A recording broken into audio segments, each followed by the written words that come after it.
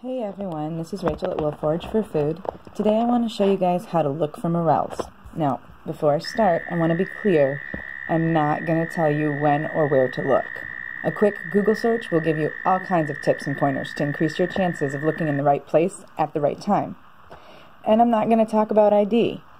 You know there are a couple of other not so good mushrooms that may look similar, and you can look up the identifying features of morels and find out how to tell them from false morels.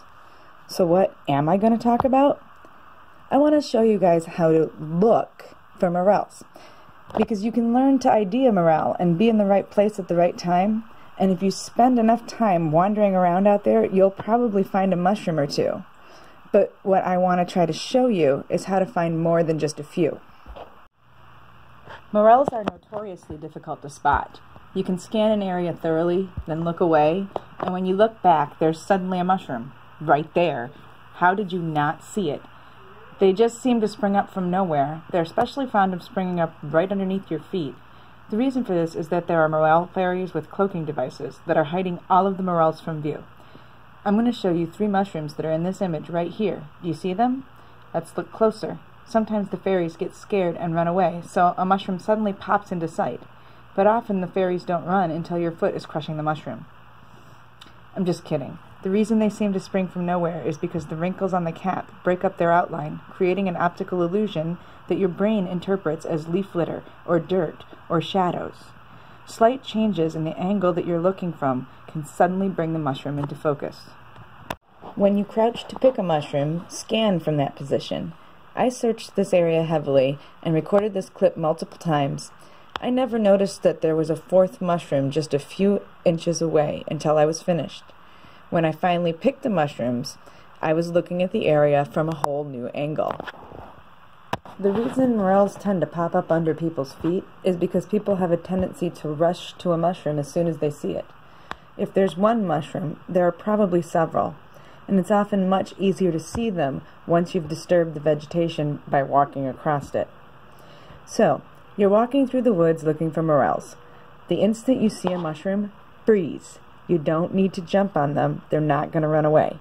Be careful where you put your feet and look around you. In this clip, I point to the mushrooms when I first spot them so that you can see how I progress through the area. You notice I'm concentrating more on looking than on actually picking at first.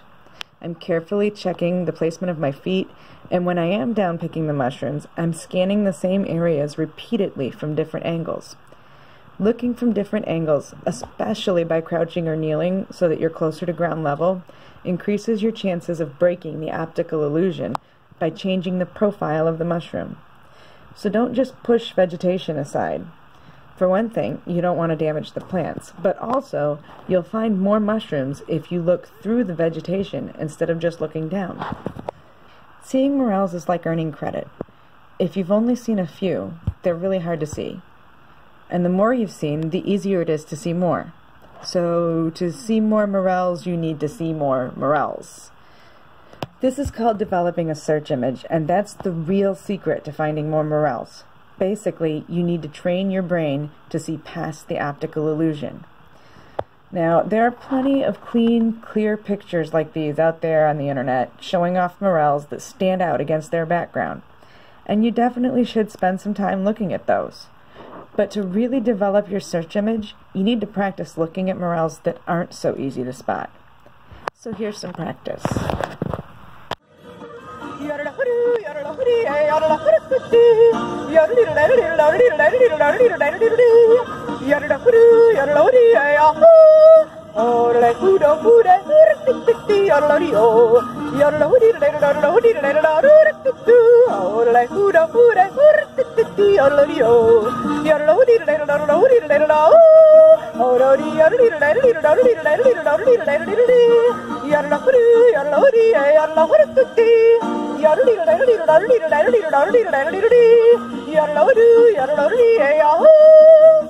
This song that I'm singing's by a guy named Franzel Lang, a world-class yodeler. He's one of the best that's ever sang. And if you try to sing along, it's really hard to hang. To keep up, you have to turn your tongue into a boomerang.